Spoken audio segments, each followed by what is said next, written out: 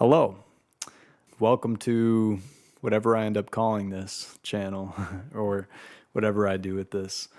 I just wanted a space to share some of the philosophical ideas and explorations I've been having. Essentially, my main goal with philosophy as a whole, I think, has always been somewhat centered around the idea of finding the most fundamental nature of reality, a theory of everything, if you will. And so I figured I would start my channel by getting into that and what I believe, my ideas, and what I think best matches my observations of reality. I will say a disclaimer that almost none of these ideas are originally mine, but that's kind of philosophy in general, and it's kind of up to the individual to assemble all this data and come up with the most accurate description of reality. So, with that being said, I want to start in the present. I want to start with something that we all can experience right now. So, if you look at the way that the world is, there's this external world with all these physical objects, like this cup, for example, and we feel like we're somewhere up here in the brain and we're experiencing all these things external to us, right? And this is where some people make a divide between everything in the physical world and the mental world. It's like a dualism. So there's physical stuff and mental stuff. But I think a much more interesting way of dividing the world in a dualistic sense is subject and objects. Subject and object, I think, are a more interesting way of prescribing the world. So there's the subject, which perceives, and objects, which is perceived by the perceiver. So obviously in the physical world, it's made out of objects, right? This is an object. I can experience all these objects in the room, and I know that they're not contained within what the subject is, which is the perceiver. So obviously everything in the physical world is objects. But even if we look at the mental world, thoughts, feelings, desires, fears, likes, dislikes, all this stuff, these are all objects as well when you think about it. You are perceiving them. They are not a part of you because they change through time. You feel things at different times. Your likes change. All these different things change, right, over time. And like I said, they are being perceived, and something that is being perceived cannot be the subject. So these things all become objects too. So once we realize that all these different things, physical and mental, become objects, then the question we're left is, so what is the subject then? What is perceiving all these objects? Because even when I break down the idea of the self, I tell myself, I am Charlie. I have these dislikes. I approach certain ways with this line of thinking or my past. All these different things cannot truly be me because the one unchanging thing through time is the awareness, is the perception of all these things. And I'm not saying that the self does not exist. I do believe in the self, but I believe that these things are not the truest definition of what the self is. And I don't think the self is the most fundamental part of existence. I think a good metaphor for this, it's often used in the Advaita Vedanta part of Hinduism, is think of a rain droplet. Think of a bunch of rain droplets on a surface, and there's a big light, the sun, we'll say, that reflects through each of these individual droplets of water on the surface. And if you look closely to each droplet, you see almost a little sun inside each one of them because they're all being reflected by the sun, right? And it reflects through the droplet and casts a prism. And the metaphor is the reflected light through the droplet is the way in which we operate in the world. The droplet itself is what we call the self, because that's the thing that filters the light and then projects everything else. What I'm trying to say is that although the droplet is what we call the self, the real existence is in the one sun that shines across all the droplets. And I love this metaphor because I think it does a great job at explaining how different of a category I'm talking about when I refer to the most fundamental thing possible. So, okay, we're at this point where there's subjects and objects. That's still sort of a dualism, right? There's two different types of things. But I want to take this a step further and explain why I feel like there's one underlying substance in which the subject and object appears out of. And to do that, I'm going to start by talking about epistemology and change. Now, epistemology is the study of what's real, what we call real in the world. My first argument is that what is truly real does not change. A good metaphor here would be you have clay, and then it turns into a pot. If I were to ask you what was the real thing the whole time, would you tell me the pot or the clay? I personally would say the clay, because if you were to ask me what the pot was made out of or a deeper explanation of what the pot is, I would dig down into its materials, right? To even drive this further, imagine if this pot were to break into shards. Again, I ask, what is the best explanation for this group of matter? Because I would argue that the pot is just a temporary formation of the clay, and so is the shards. And you could even break that down further into the components of the clay and its molecules, and then its atoms, and then its electron. You can keep breaking this down. And this actually keeps going. And I'll get back to that in a second. But if I'm asking for a deeper explanation of what this cup is, the best explanatory description you can give is what is the most fundamental thing that makes up this cup. And because of all this, I believe that what is the most real, fundamental substance to all of reality is unchanging. Also, in the Advaita tradition, an experience itself is considered less real if it's overturned by another piece of information.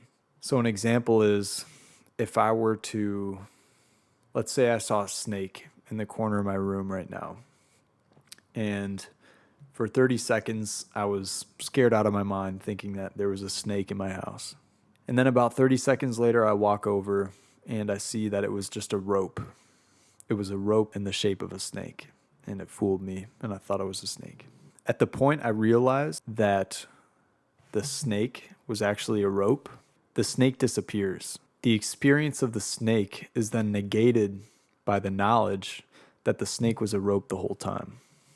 Therefore, the snake experience becomes less real because of overturning information that it was a rope. And a great example the Advaita Vedanta tradition gives here is imagine a dream.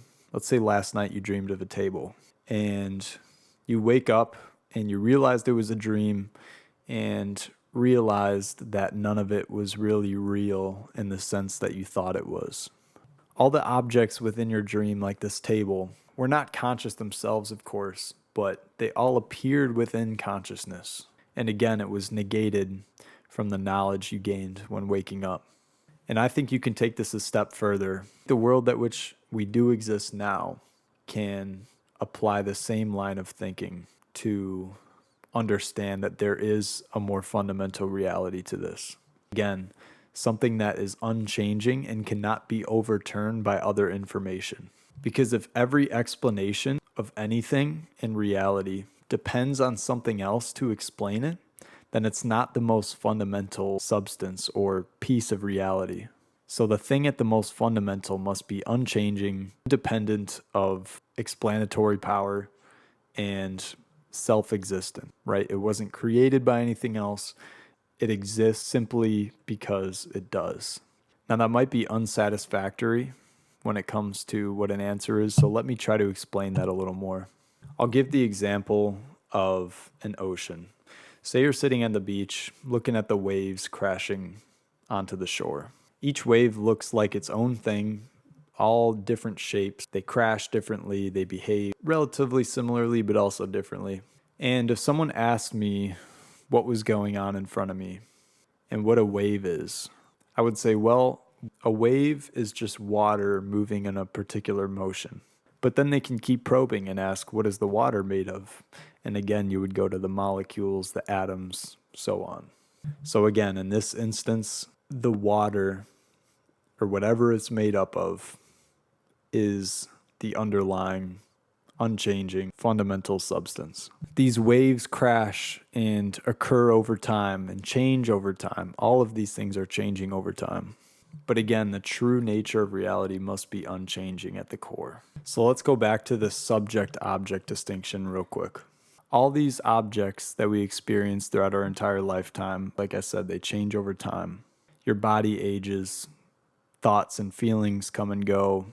But the one thing that doesn't change through all this is the fact that experience is happening at all. That's the thing that doesn't change. And I want to drill that in because I'm talking big picture right now. I'm talking about the most fundamental thing of reality. The fact that experience is happening at all, that is the one unchanging thing through all of this.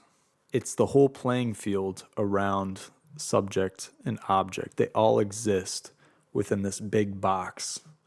And this big box is what I'm calling the fundamental reality of everything. So you might be asking, if there is just one underlying reality for everything, then why does it appear as subject and objects?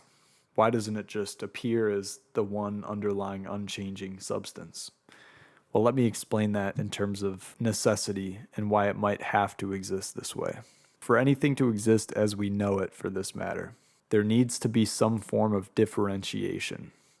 There needs to be a dividing line between the subject and object. Otherwise, either there's nothing to be perceived or there's nothing to perceive the object, right? So there needs to be this separation line between subject and object. This differentiation can only occur through space and time.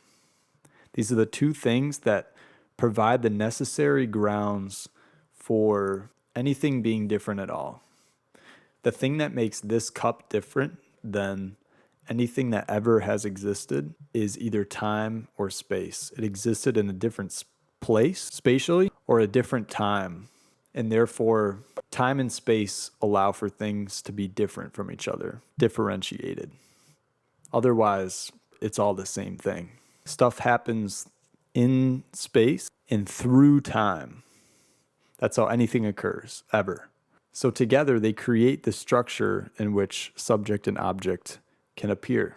So if we take everything I said, right, with the subject, the objects being changing, and why the real true reality of everything must be unchanging, what the self is, why it doesn't exist in the way we think it does, why all the differentiation we see in the world is just waves to an ocean, to where the ocean is the underlying substance. The waves are just a representation of that ocean in different shapes, forms, etc.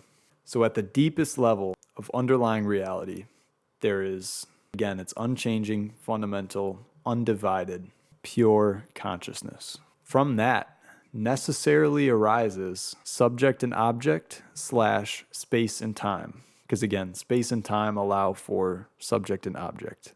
But I group these together because they both exist under necessary differentiation. So we have the underlying reality, we have space and time and subject and object that allows for differentiation, and everything from that makes up the world we experience today.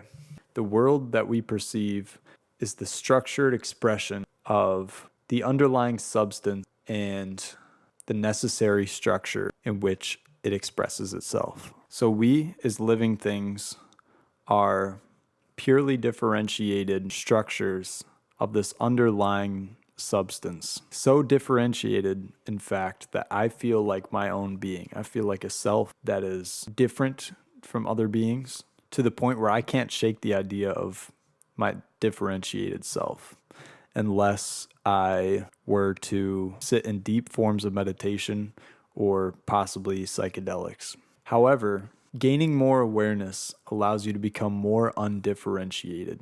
Recognizing that the underlying reality is pure awareness loosens the identification of myself as an individual. I feel more part of everything. Everything is one when I gain awareness about reality. And I actually think suffering comes from this differentiation itself. The further I differentiate myself from the greater whole, the more suffering I feel. When I feel pain, obviously I feel it, but my friend next to me doesn't feel it because we are completely differentiated beings. But regardless, I think this is my metaphysical grounding. I'm excited to get more into it. And please leave questions in the comments. There's a lot of stuff I want to get into with this channel. There's a lot I want to discuss and still figure out about the world. But I would love some good objections too, because I'm always looking to find the truth. So I hope you like this. I know it's kind of casual, but I appreciate anyone who stuck around because I know this can be kind of boring for some people, but I love it. So thanks.